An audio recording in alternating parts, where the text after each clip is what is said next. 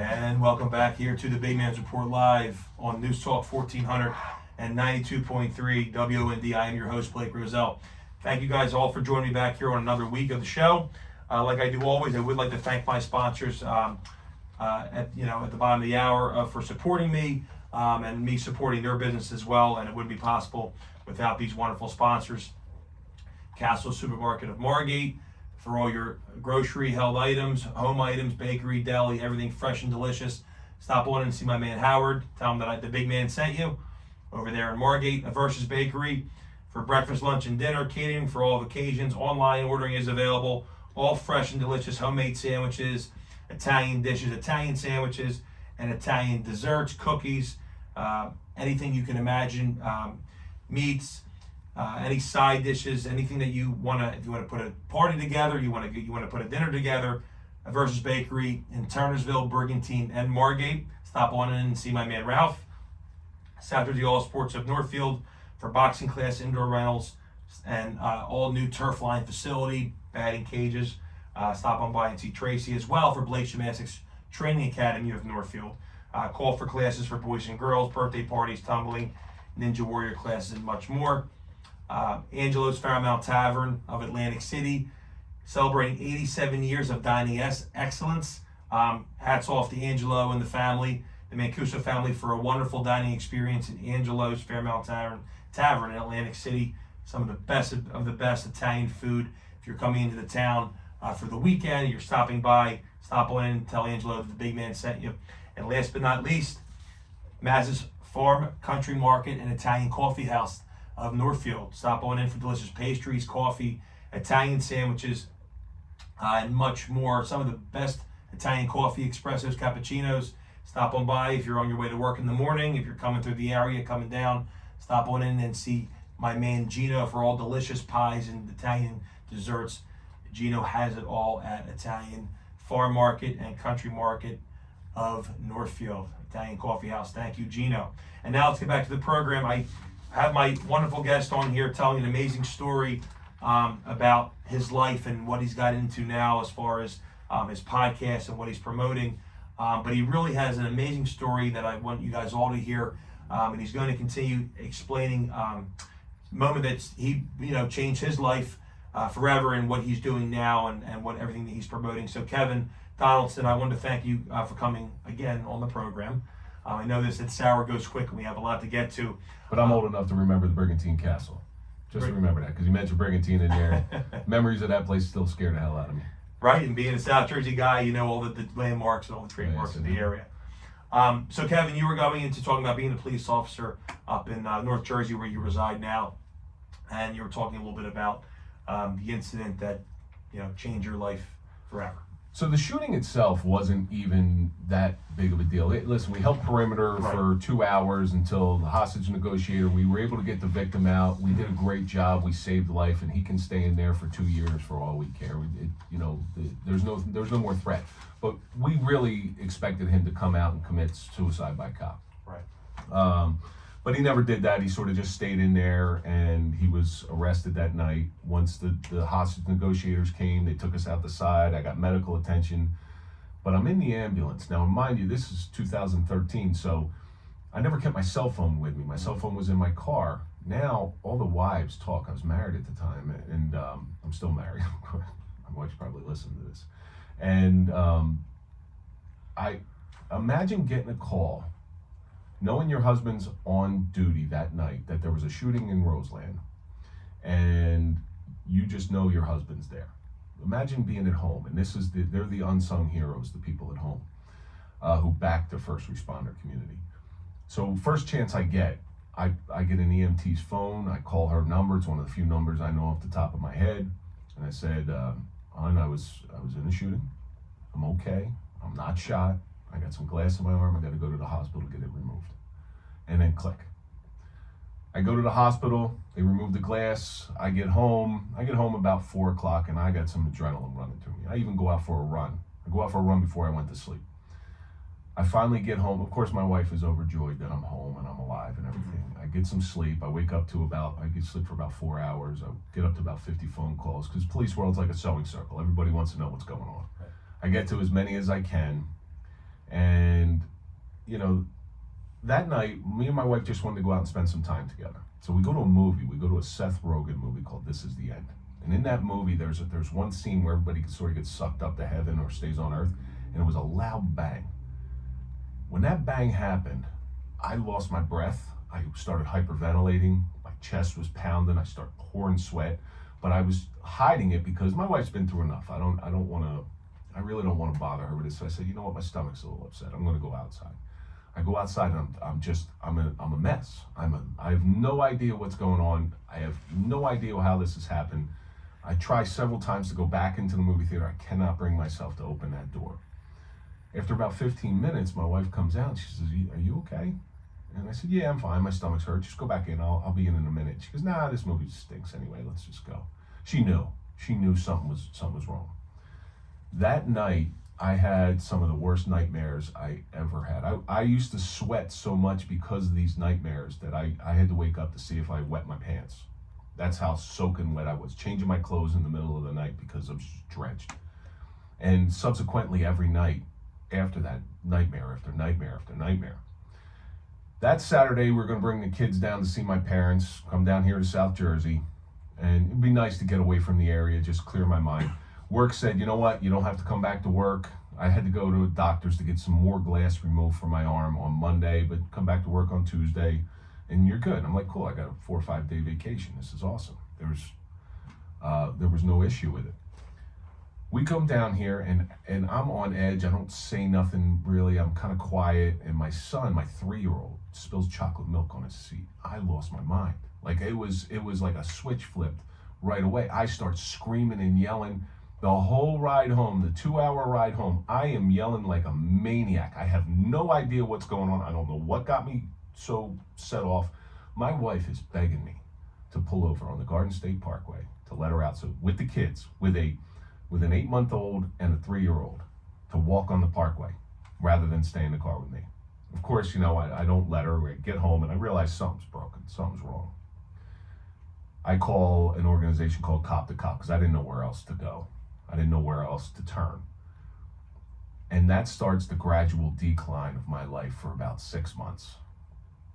I can't sleep. And if I do sleep, I'm thrashing around. So I remove myself from the bed.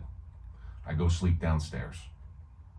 After time not sleeping, I can't handle this no more. I'm drinking night and day just to try to, it's the only thing that really gave me any peace. So one night I decide that I can't do this no more. I go in my office and my off-duty weapon was I got a nickel-plated 38 Chief Special. I had hollow points loaded up, pull it out, write the note, say I'm sorry to everybody else. I'm going to go in my office, which is just a converted bedroom, and I'm going to blow my head off. Put the gun in my mouth, and you know, I recently qualified, so I can still taste the gunpowder on my tongue. I can feel the metal sight on my teeth, and I cock the trigger back. So it's a double action gun. Once you cock the trigger back, it's just an easier trigger pull, and I'm just ready to go. You know, I close my eyes. I say I'm sorry to everybody. You know, I'm such a disappointment, but I can't live like this. You got to understand that it seems irrational now, but it's an irrational thought to begin with. So rationalizing it doesn't make any sense. And I sit there with the gun in my mouth, and at the end, I just have a pause. Pull the gun out of my mouth, and I'm holding it in my hand. Now that gun weighs 1.9 pounds, and that might have been a 50-pound plate in my hand. You know, it just weighs so much. I put it down, and I'm like, what the hell did I just do? What did I just almost do? Thinking that, okay, if I did it, it's like 2 o'clock in the morning. My kids it's going to wake my kids up. My wife's going to come down with her husband, half his head's blown off. I don't know what's going on. My wife has really no idea what's going on. This is not what she signed up for. I am turning into this different person. I am calling her every name in the book. So this is the onset of post-traumatic stress. And one of the things with post-traumatic stress is your impulse control just drops. You know, most people, they have a speed bump between their thought and action. That speed bump is gone. It's kind of like if you see somebody who did you wrong in the past walking down the street, say, man, I'd like to go kick his butt. Right. But then there's that part in your brain that says, yeah, it's not a good idea. I'm going to end up in jail or something like that. There was nothing there. My wife got abused Really. That's long and short of it. She got abused. I threw remotes at her. I spit at her. I mean, who spits at somebody? And it just kept going down and down. And there was multiple suicide attempts. There was, I tried to hang myself. I tried to, they feed you medication at the doctors. So they gave you an anti-anxiety and antidepressant. But an anti-anxiety, which you're not supposed to drink on, makes you drunk quicker. Mm-hmm. So, handful of them, drink, and then in my mind, I'm just going to sleep. But really all I did was wake up on the floor disappointed that I failed again. So your life is just unraveling at this point. Time goes on and it's just, you're sort of wading through life. You're not allowed to go back to work because doctors won't clear you. They send you to workers' comp doctors, which have no idea what police mental health is all about. Thankfully, there was one guy who did know, and he was a doctor I went to. His name was Eugene Stefanelli. He is responsible for saving my life. He was able to get me into treatment, send me to rehab, and sort of get me back to somewhat normal. At the time, I started going to group therapy and other officers who had been involved in shootings, and I realized that these guys are going through the same thing that I'm going through. I'm not crazy and I'm not alone. I'm sort of trying to rebrand the word crazy when it comes to that stuff. And, there's many different little intricacies in there that we would need about a 3-hour program to get into. Ultimately, I can't go back to work. My doctor says you're done. You can't. You can't do this job anymore. Because if you go back to that job, you're going to end up arrested, dead, or you're just going to lose your job. All three are not good. So you have to retire. Thankfully, with critical incidents in the police world, you're able to retire with a disability pension. So I continued to group therapy, and I started to just make this slow progress where I went from 7 nights of nightmares to maybe 4 nights of nightmares to maybe 2 nights. And now with the anniversary, it sort of kicks up again, it sort of, I relive it a lot. So, but those nightmares were so bad. And as I moved on, I finally retired in June of 2014, and I stayed in group therapy. But I found out what gave me a lot of pleasure, a lot of healing, a lot of catharsis, was to get in front of other officers who were a little newer to the situation than I was, and offer them some help and talk them through the process. Because not only is there the shooting and the post-traumatic stress, there's media and dealing with your departments, and there's dealing with the pension system, and there's dealing with retirement, and there's dealing with your life just changing. Mm-hmm. And through that, other wives. My wife has become an advocate to help other wives. She has very good friends who she met out of my group therapy. Right. And I still keep in contact with all my group people. That's, I'm 10 years gone from this place. But that's what I found gave me the most joy. And it's really brought me, that's what brought me out of the darkness. Do I have my days? Absolutely. I have my times. But if it wasn't for that group therapy, I'd be dead. If it wasn't for Dr. Stefanelli, I'd be dead. That's pretty powerful and really inspiring to hear. But you made that big jump, like you said. You still have your days once in a while, but you've overcome so much, and the joy you're able to talk to other officers through the same kind of thing, right? So, which leads me to a lot of what you do now. I want to get into what you call the Suffering Podcast. Mm-hmm. So, you're able to, dealing with the post-traumatic stress, or dealing with those long days, those long nights for so many, so long. Now, when you go on the Suffering Podcast, though, what is your overall, and your goal is to not only to kind of inspire, and obviously to help others as well, and tell other stories, and basically tell kind of what you went through yourself, and kind of translate that. Am I correct on that? It's really about overcoming adversity. Right. Okay. And nothing good in life can ever come without suffering. And this is something, my podcast came out of group therapy. Mm-hmm. It's when you're around people who we consider ourselves dented, not broken. Like, you can have a car that's got some dents in it, but it still runs perfectly. It's just not as pretty as it once was. Right. With the Suffering Podcast, once you teach people to let this stuff out and to just open up your vulnerabilities, they can start to heal. Because the key to it is you can impress people with your strengths. Like, you can say, you're a big guy, you go into the gym, you throw 315 on the bar, do a couple reps. That's great, that's wonderful. But if you tell me about your vulnerabilities, that's what connects people. So connecting people through your vulnerabilities. We've had some crazy stories coming into the show. One of the gentlemen who we just re-recorded a second episode with, Gene Halberg, who lost his son to suicide when he was 17 from being bullied. He came on the show he never talked to the media. Came on the show and he had a 4-hour ride home, and he said that was the most peaceful 4-hour ride I've ever had. And so we're able to bring a little bit of group therapy to these other people, and we deal with a lot of first responders and vets and things like that. But we've dealt with people from all walks of life. I had a World War II vet who was at D-Day in the Battle of the Bulge. Wow. He was awesome. That's amazing. He was awesome. And it's really become a source of continuing group therapy, and we've tried to advocate for mental health. We've been able to get multiple people into the right facilities with medical professionals. We're just two boneheads. Mm-hmm. My partner, who I've known for 25 years, but we reconnected through group therapy. We got this podcast going. His name's Mike Falaise. He's a retired Lyndhurst lieutenant. And we've really we've enjoyed the show, but it's as much about healing for us as it is the people we bring in. Right. Yeah. And that's good too, like you said, you're not only helping others, but it's helping you too, like, overcoming that adversity, motivating and kind of making that jump to make people feel better, and not only your work and also yourself too. And this is great you're doing this with your partner as well. So you're a seasoned motivational speaker, and you've been I'm sure you've been going around for a lot of years now, and you've been talking to different live audiences about your story, how to overcome adversity. And I think that's really important for people to hear, because sometimes, like you said, many times it's not so easy, right? And people just need a little bit of comfort, a little bit of help along the way.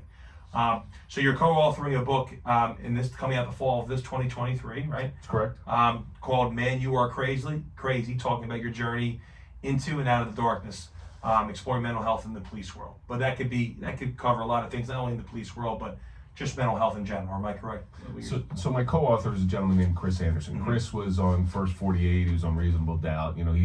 I call him the celebrity detective, but he's a big man like you, right? And we get together, and when we started talking originally, before the book was even a thing, mm-hmm. there's so much that connects us, even though he was a homicide detective in Birmingham, Alabama. And we're like, wow, this would be something good, something to connect us to people who may think that nobody understands what I'm thinking. Nobody can possibly understand what I'm going through, because either I'm the weakest person in the world, or I got some sort of weird thing going on in my head that nobody's ever had. But the truth of the matter is, all the symptoms of post-traumatic stress, of dealing with things and seeing things inside the law enforcement world that you're not supposed to see. You're not supposed to see a dead kid. You're not supposed to. I saw a kid get locked in a toy box and suffocate. And how do you go and talk about that with your spouse? Oh, you want to see what color he was? You want to see if he's blue? Hey, whatever it is. So we started this book that will have medical professionals commenting on our stories of things and how we dealt with certain things. Most cops deal with things in the most unhealthy way possible. And we call it "Man, You Are Crazy," because for a short time, you think you're crazy. Right. But what you're going through is a normal reaction. It's a brain injury. It's damaged synapses in your head that aren't firing correctly. That's why they put you on antidepressants, which numbs your amygdala, to try to slow down that impulse, that broken brain. It's like going back to the young Frankenstein days. You got an abnormal brain. Yeah. But you have to go through that stuff. Like all that stuff that I went through, Anthony Vocatore, I used to hate him. I don't hate him anymore. You know why? Because he put me in a spot that I'm supposed to be in, and it stunk while I was going through it. It was awful. But without him, I wouldn't be where I am now. I've gotten more officers into treatment and into help. And it's great going to speak to live audiences and large groups of people. I prefer people see me walking on the street, and they kind of know what I went through. And they'll come up to me and say, look, they won't talk to anybody else, but look, I'm kind of having some problems. I'm like, all right, hang on. I have resources now. I have people I call. It just happened Sunday. Guy reached out to me on Saturday. I talked to him on Sunday. He was on a plane on Monday. Wow. And I don't care if anybody knows I don't care about that stuff. All I care about is that guy does not go through a little bit of what I went through, because he's already exhibiting the signs. Right. I don't want anybody to have to do that anymore. But when you get to the other side of all this stuff, there's some beautiful stuff there. There's some beautiful things on the other side of suffering, but you have to go through the suffering. There's nothing valuable in life without suffering. If you were to hit the lottery today, and I think the Powerball is way up there, if you were to hit the lottery today, you'd probably, you've seen that show, they blow their money in 3 years. You have cousins coming out of the woodwork, but if you earned all that money, you're going to be less apt to spend it. Right. Now that's a great point, and a great life lesson as well. So it's really amazing to see how you're transforming other people's lives. You're able to help them, and when you said you've experienced it, obviously, and now those resources are key. When you thought you didn't have those resources 10 years ago, now that you have those things that you can kind of fall back on and help others, and that's an amazing approach and an amazing story, and then it makes you feel better as well. So you're on, so KevinDonaldson.com is your website. Real Kevin Donaldson. RealKevinDonaldson.com. Too many Kevin Donaldsons out there. I had to change it. The RealKevinDonaldson.com.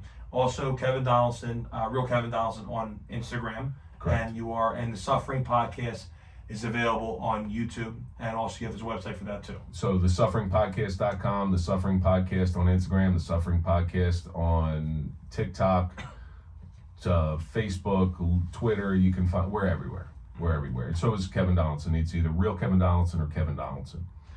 So you know where to find them. We do have about a minute here left. Kevin, what I want to do before we wrap things up here, and I need to have you back on because there's some amazing things to talk about.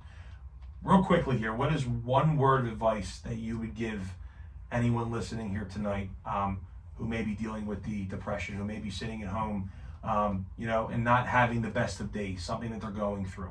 What is one word of advice you can give to that individual here tonight, based on all your experience and what you went through personally? Revisit those places of pain. Because if you are able to revisit those places of pain and really take it into your soul, you're going to have the ability to show the world what a true miracle is. And a real true miracle is a changed life. Okay, so one of the things that we do at the Suffering Podcast is we made these challenge coins. Challenge coins are real big into the first responder world. Okay, so they're cool. A lot of people collect them. There's holders, and they put them up there. But what I prefer to do is give them to people and say, when you see somebody that needs some help, they may feel like they're all alone. Take this coin. You can always get another one, and give it to them. Maybe they'll be a little free. This one's for you, guys. Kevin, thank you so much. I feel honored to have that. Listen, unbelievable show tonight. One of my really favorite ones, just because of hearing your story and how you're helping others. But tune in next week on the Big Man's Report Live. All my socials. Kevin, thank you so much again for coming on tonight. I'll have you on this program again soon.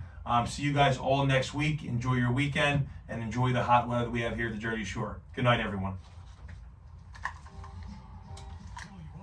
Comes up so quick. I got to start doing my ending about 3 or 4 minutes. You know what? Before 8 o'clock. I know why you don't do it. But if I had a clock over there, I could have molded it a little bit better for you. No, that was. I know. I wish I had something for my guests too.